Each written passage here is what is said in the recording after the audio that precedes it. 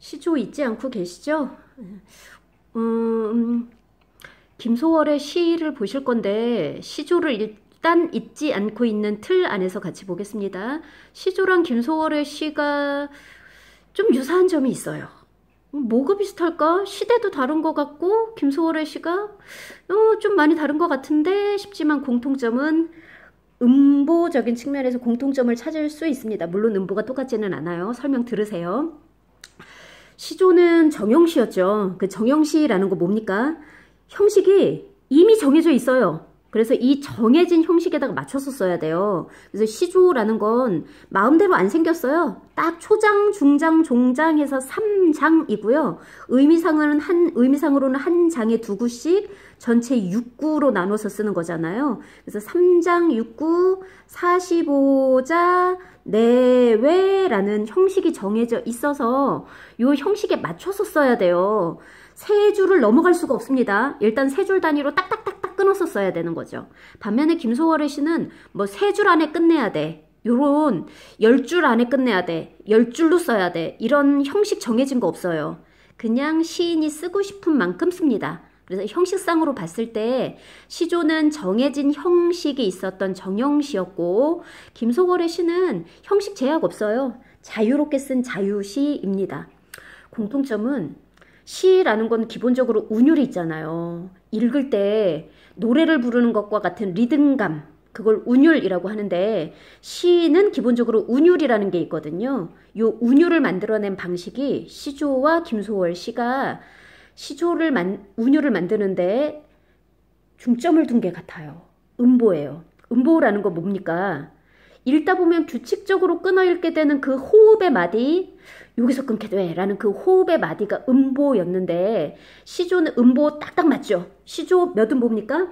4음보죠. 한 장을 4번씩 끊어 읽는 4음보 단위로 끊어 읽거든요. 김소월의 시는 3음보가 규칙적으로 반복이 돼요. 그래서 김소월 이렇게 시인을 봤는데 김소월이다 이러면 그냥 무턱대고 읽으시는 게 아니라 마음속으로 준비를 좀 하셔야 됩니다. 김소월의 시다 이러면 아 3음보로 읽어야지 이렇게 생각하시면 되는 거죠. 시조 4음보, 김소월의 시는 3음보 이렇게 생각하면 되는데 아 3음보라는 게 옛날부터 있었나요? 네, 옛날부터 있어요. 이 3음보가 보통 우리가 부르는 민요가 3음보로 되어 있는 게 꽤 많아요. 꽤 많아요 라고 하는 까닭은 모든 민요가 3음보는 아니에요. 그 논매기 노래 뭐 이렇게 노동할 때 부르는 노래들은 사실 4음보가 더 많고요. 그러나 3음보의 민요가 많습니다. 그래서 민요적인 율격이 뭐예요? 율격이라는 건 운율의 격식, 운율을 얘기하는 건데 민요가 가지고 있는 율격이 3음보의 율격이에요. 우리나라 대표적인 민요 그러면 아리랑 꼽죠. 요 아리랑이요. 그냥 노래로 들으셨을 수 있겠는데 읽다 보면 어떻게 되냐면 읽을 때 규칙적으로 나타나는 호흡의 마디를 음보라고 하는 거거든요. 아리랑을 노래로 부르지 않고 써놓은 걸 읽는다 이러면 3음보 단위로 끊어 읽게 됩니다. 아리랑 아리랑 아라리오 아리랑 고개로 넘어간다. 나를 버리고 가신 님은 3음보죠. 십리도 못 가서 발병난다. 이렇게 이게 노래를 부르는 게 아니라 그냥 내가 낭송을 했다고 생각하면 자연스럽게 호흡의 마디가 3음보로 나눠지거든요. 이렇게 자연스럽게 끊어 읽게 되는 호흡의 마디가 음보고요. 우리의 민요가 3음보인 것들이 많은데 김소월은 이런 민요적인 율격을 살려서 쓴 거예요.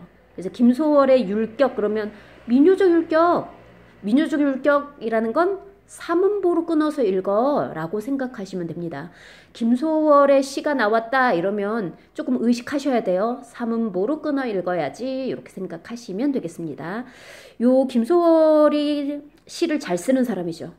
지금으로부터 뭐 100년 전 분이라서 되게 옛날 분이신데 이게 좀 글자 수를 가지고 놓으셨던 거거든요. 대체로 김소월의 시는 이게 3음보예요. 이렇게 세 마디인데 이 마디 안에 들어가는 글자 수가 3, 4, 5 또는 뭐 여기는 4, 3이기도 해요. 4, 3, 5 요 정도 글자 맞춰서 이 앞에 두 구를 합하면 7 마지막 5 이래서 대체로 글자 수도 한 7호로 맞춰서 요게 한 3글자 4글자 들어가는 단어를 딱딱딱딱 찾아가지고 넣을 수 있을 정도로 어휘도 좀 풍부하신 거고 시를 살리는 기교가 대단한 작가다라고 생각하실 수 있어요. 자, 김소월의 시를 진달래꽃을 빼고 이미 우리가 엄마야 누나야도 배우셨고 머누일이라는 시도 배우셨는데 배운 거 복습을 하면서 셋이 들어갈게요. 음보에다가 중점을 두고 보시겠습니다. 자, 요것도 노래가 만들어진 작품이죠. 엄마야 누나야 한번 봅시다. 요거는 살짝 볼 거예요. 음보만 보시겠습니다. 제목이 엄마야 누나야. 요거 벌써 보세요. 시행의 길이가 요렇게 비슷하잖아요. 음보 비슷하다는 얘기죠. 3번씩 딱딱 끊어 읽게 돼요. 엄마야 누나야 강변살자 3음보죠. 뜰에는 반짝이는 금모래빛, 뒷문 밖에는 갈리페 노래, 엄마야 누나야 강변살자. 이렇게 3음보로 읽히게 되죠. 글자수 엄마야 누나야 강변살자 3, 3, 4 이렇게 들어갔네요. 뜰에는 반짝이는 금모래빛 3, 4, 5 이렇게 들어갔죠. 뒷문 밖에는 갈리페 노래 2, 3, 5 이렇게 들어갔네요. 그래서 요게 뭐 딱 맞춰서 쓴 거는 아니지만 글자 수가 딱 맞지는 않지만 음보는 딱 맞죠. 음보는 몇 음보? 3음보였습니다. 요게 워낙 짧은 시여서 뭐 어려울 거는 없어요. 근데 요 시를 우리가 공부를 했거든요. 왜 공부했게요? 화자 때문에 공부를 했죠. 시에는 화자가 있습니다. 화자라는 거 우리 일상적으로도 많이 쓰는 말이에요. 화자라는 건 화자, 청자, 일상적으로도 쓰는 말인데 한자 어휘죠. 화자는 말하는 사람을 화자라 그래요. 청자는 듣는 사람을 청자라고 얘기를 합니다. 시에서는 시인이 직접 나서는 게 아니라 화자를 통해서 자신의 생각을 전달을 해요. 그래서 시에 나오는 요 말하는 이를 시에 말하는 이 시의 화자라고 하고요. 시에서는 주로 서정이라는 게 정서잖아요. 정서를 표현하기 때문에 시에서는 화자를 시의 화자라고도 하고 서정적 자라고도 부릅니다. 시의 화자를 설정을 할 때는 시인이 물론 자기 목소리를 직접 낼 수도 있어요. 그러나 자기 목소리를 직접 내서는 주제를 잘 드러내기 어렵겠다 싶으면 가상의 자기 목소리를 내는 게 아니라 가상의 화자를 설정을 하는 거죠. 요 가상의 인물, 가상이라는 건 실제로 있는 게 아닌데 만들었다는 얘기거든요. 실제로 존재하고 있는 자기 목소리를 내는 게 아니라 가상의 인물을 화자로 내세워요. 왜 그래요? 시인은 그 작품을 통해서 꼭 나타내고 싶었던 주제가 있거든요. 그 주제를 전달하기에 적정한 인물을 말하는 사람으로 내세우는 거예요. 그 엄마야 누나야 같은 경우는 시에서 지금 말하고 싶은 게 엄마야 누나야 강변살자는 걸 지금 계속 반복을 하는 걸 보면 강변살자가 주제인 거잖아요. 요 뜰에 나가면 반짝반짝하는 금모래가 있고 뒷문 밖에서는 갈대잎이 사각사각 하면서 노래 부르고 요거 평화롭고 고요하고 이런 자연이죠. 막 북적북적한 도시가 아니라 자연 그대로인 공간, 거기가 이제 강변인데 요런 자연 그대로의 공간으로 돌아가고 싶어요. 우리 순수하게 살고 싶어요. 엄마, 누나, 우리 순수한 곳에서 살자라고 얘기를 하는 건데 요 순수한 곳에서 살자라는 주제를 전달하려면 순수한 목소리가 좋겠다라고 생각한 거죠. 그래서 시인이 이 시를 썼을 때 이미 뭐 30 가까이 됩니다. 아저씨예요. 그런데 엄마, 누나 이렇게 부른 거 보면 꼬맹이 남자아이의 목소리를 내는 거잖아요. 소년이 화자로 나와 있죠. 이유는 강변살자라는 순수한 삶에 대한 소망 같은 주제를 나타내기에는 소년의 목소리가 더 적당하다고 생각했기 때문에 시인이 자기 목소리를 직접 나타낸 것이 아니라 자기 목소리로 그냥 직접적으로 얘기한 게 아니라 가상의 화자인 소년의 목소리로 나타냈다. 이렇게 얘기를 할 수 있는 것이었습니다. 요 화자가 작가는 아저씨인데 화자는 소년이야 이렇게 공부했었던 이 엄마야 누나야가 김소월의 작품이었어요. 자, 오늘 이제 보실 작품은 김소월의 진달래꽃. 노래로도 있는 작품이고 작품 자체는 뭐 많이 알고 있는 작품입니다. 자, 이 시 같은 경우는요, 김소월은 30 넘은 아저씨라 그랬잖아요. 근데 이 아저씨가 자기 목소리를 직접적으로 내는 게 아니라 여자의 목소리를 내요. 그래서 화자가 여성이에요.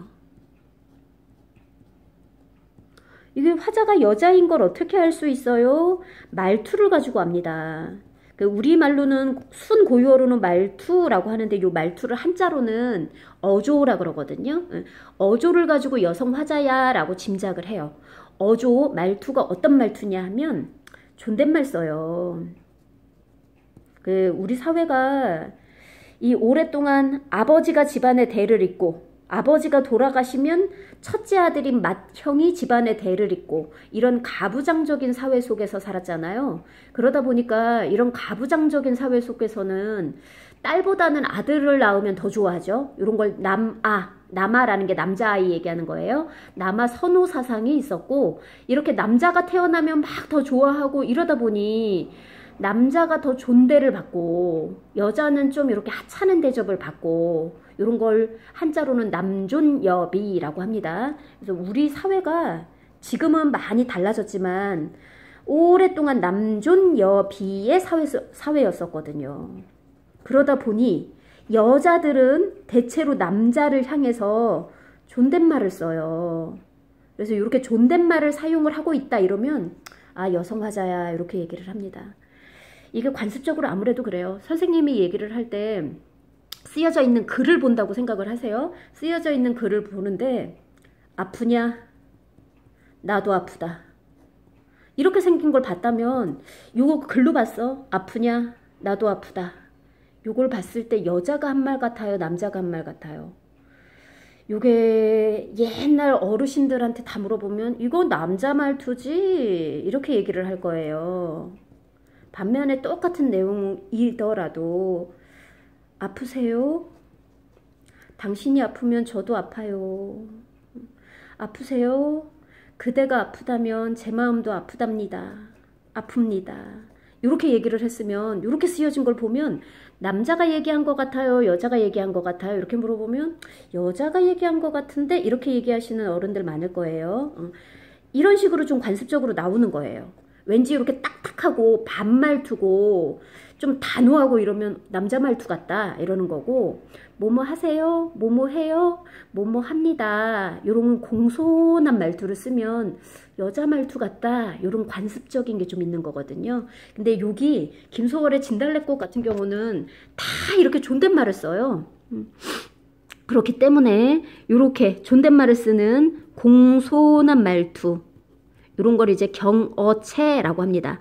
경어라는 게 존댓말 얘기하는 거예요. 공경하는 말투.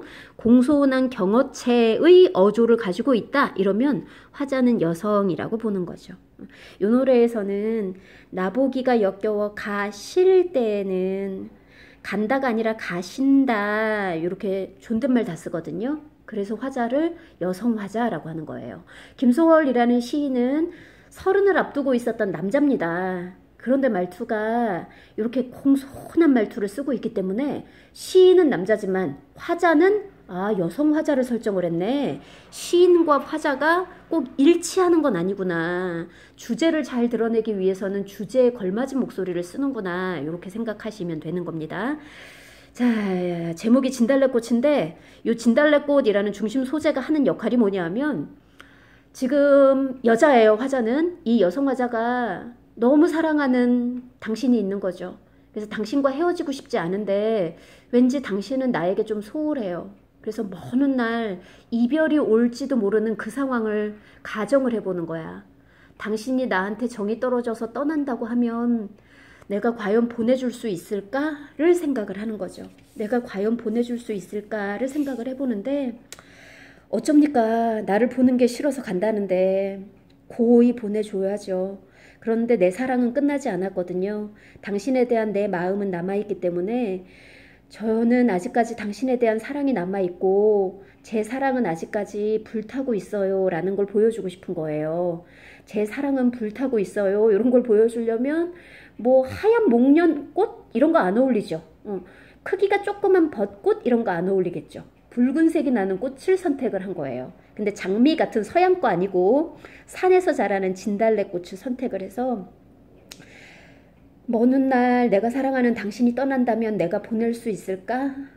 어쩌겠어 보내줘야지. 하지만 마지막 사랑의 마음을 담아서 내 마음을 담아서 당신은 꽃길만 걸으세요 라는 마음으로 가는 길에 진달래꽃을 한아름 따다가 뿌려줘야지. 그럼 이 사람이 내가 뿌려준 그 진달래꽃을 밟고 가겠지.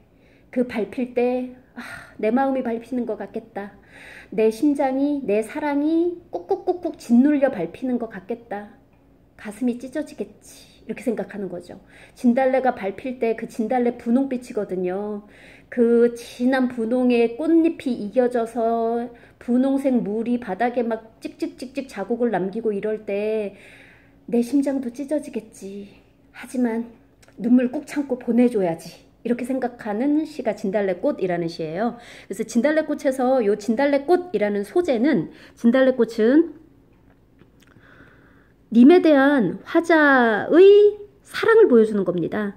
당신이 나를 두고 떠난다고 하더라도 화자는 당신에 대해서 변함없는 사랑을 가지고 있다는 걸 요 진달래꽃을 통해서 보여주는 거예요. 근데 진달래꽃이 붉은색이고 당신은 나를 두고 가면서 이 진달래꽃을 밟는 거잖아요.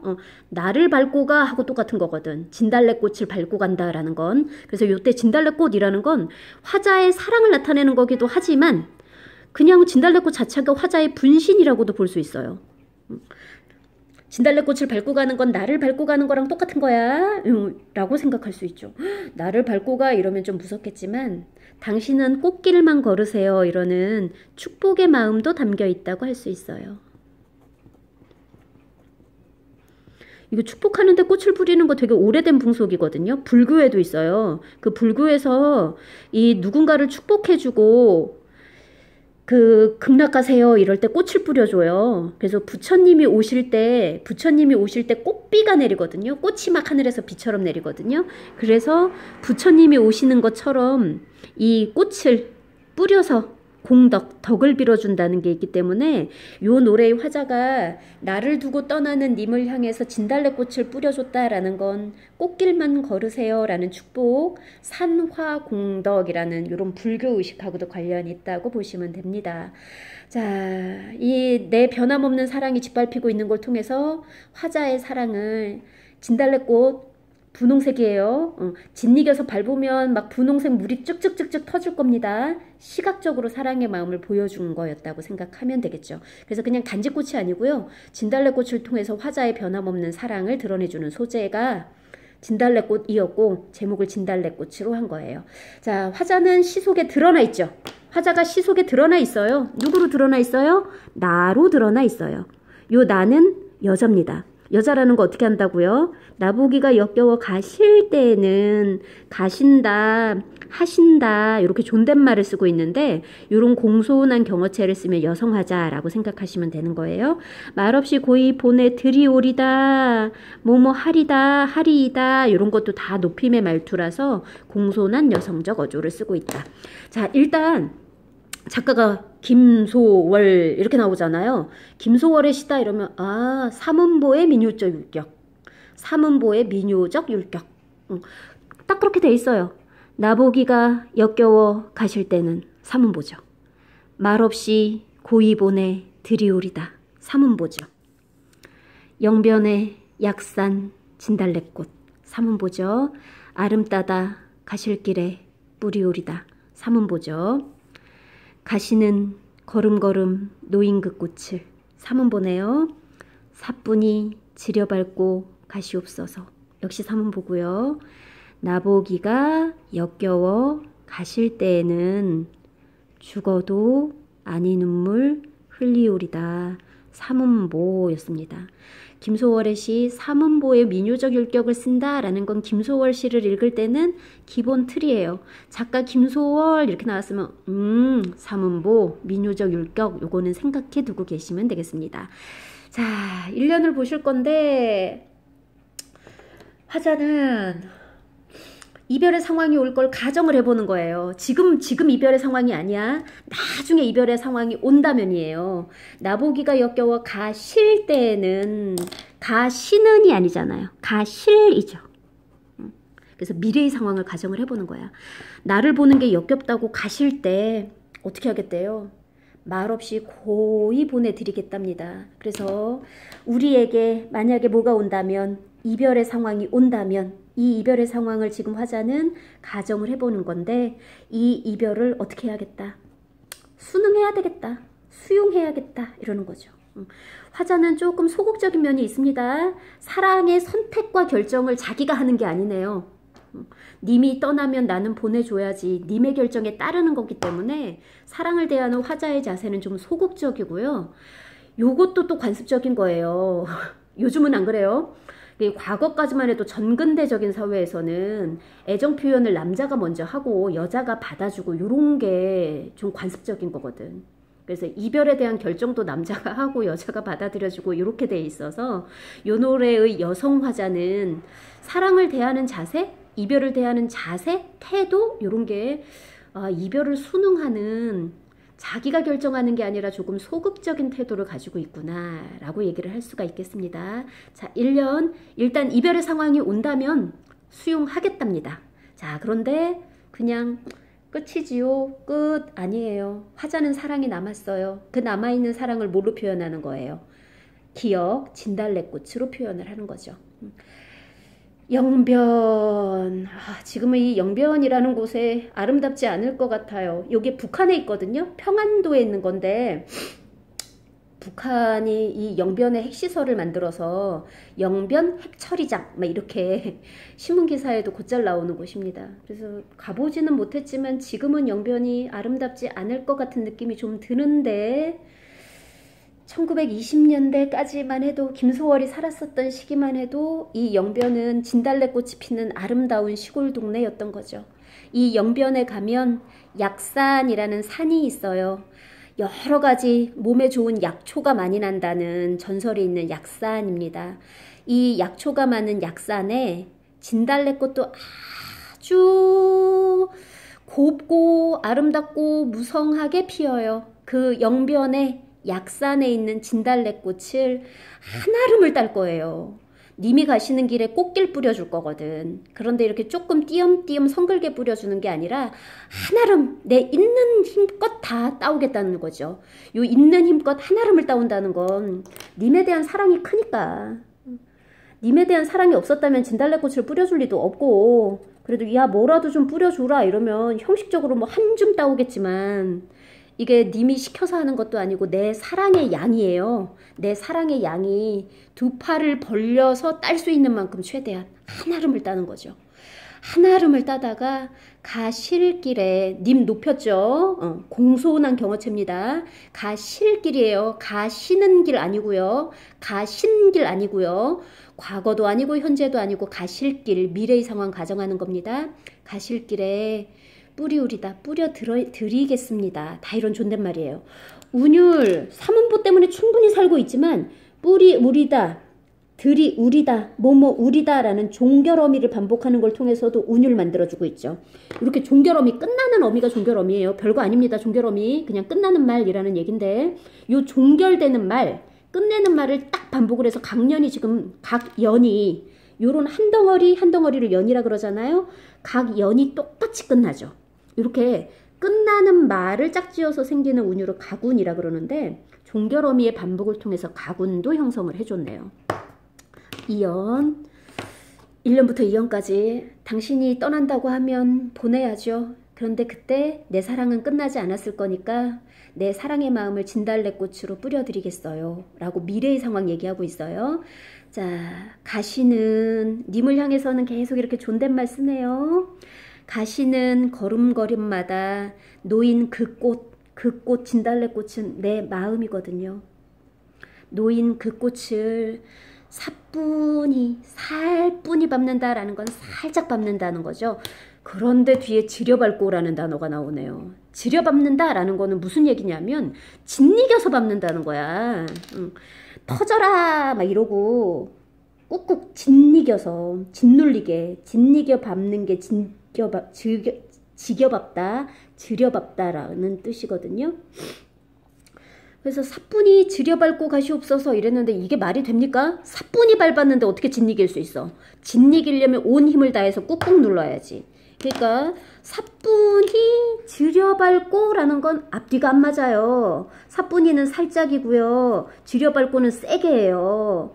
약하게 세게 밟아